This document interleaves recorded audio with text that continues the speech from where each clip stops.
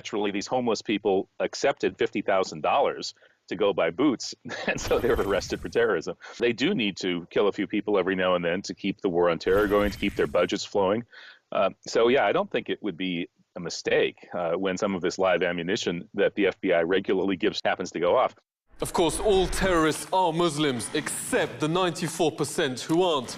Most terrorism in the States is actually white extremists and, above all, freedom fighters in Puerto Rico, colonized after the USSS main false flag. The reason you never hear about them is media's been told not to report it, or the other bigger causes of death. The National Safety Council points out even bee stings or slipping in the bathtub are more deadly. Yet $5 trillion is being spent in the so-called war on terror against Muslims, killing thousands of soldiers. Dr. Barrett, is there a better way to spend that $5 trillion?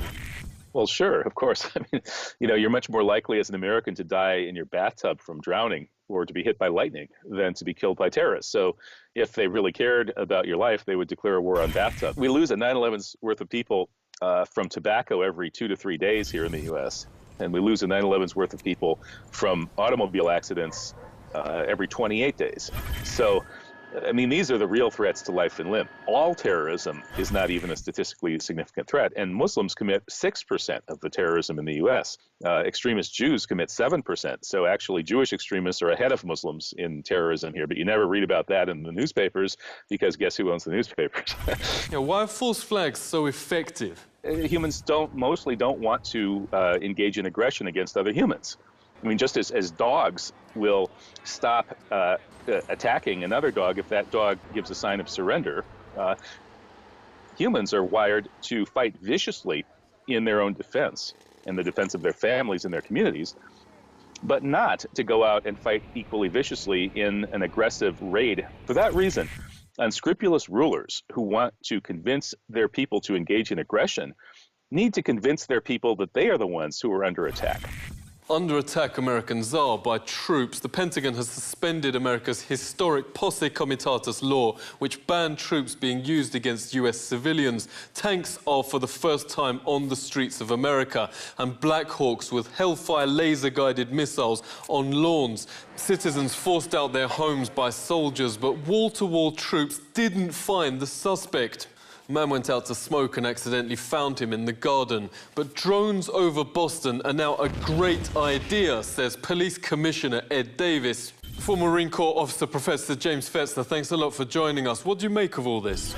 The use of the military and a martial law version on a city historically known for its liberalism, where the vision of military forces going door to door without warrants of these weapons and vehicles in the streets of Boston, that was one of its major objectives, and it bodes very ill for the future.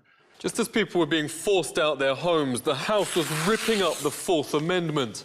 The rushed-through CISPA bill now permits invasion of privacy without warrant, departing Congressman Ron Paul. Big Brother writ large, cutting the resources of private industry to work for the nefarious purpose of spying on the American people. And that was the plan all along, says the leak on the day of the drill. Warning, laws being written to screw you. I work on a security commission. They're going to pin this event on a male late teens to early 20s. They're going to say he used powder for the explosion, and it shouldn't be for sale. They won't find the suspect till later this week, and the raid is issued to occur on Friday. This was a staged event. The event was planned. On Friday, the raid occurred as predicted, and that same day, the Senate brought in legislation to regulate gunpowder. Let's speak to StoryLeaks' Anthony Gucciardi. You've interviewed witnesses and military intel about this. What do you think of the moves? The major explosive materials are common. I mean, you can explode flour if you want to. You can explode pretty much anything and make it a weapon. We've seen that before. But yeah, they're using it to go after this agenda to restrict certain freedoms. I mean, let's put it like this. I'm not a super gun crazy guy. No question. But if they manage to take away the Second Amendment, then they can take away the First Amendment as well, which is freedom of speech, and they can take away the Fourth Amendment. And no one's talking about them. It's a complete media blackout. You will not be able to stay home, brother, because the revolution will not be televised. People say they're more afraid of the government after this attack than terrorists. Millions have gone online angry over the military precedent. Look, they're everywhere. Look up the street. They're like all up there, too. Jesus. But mainstream networks aren't allowing a single discussion of troops rifling through homes, preparation for new wars, and martial law in America. This is the Truthseeker.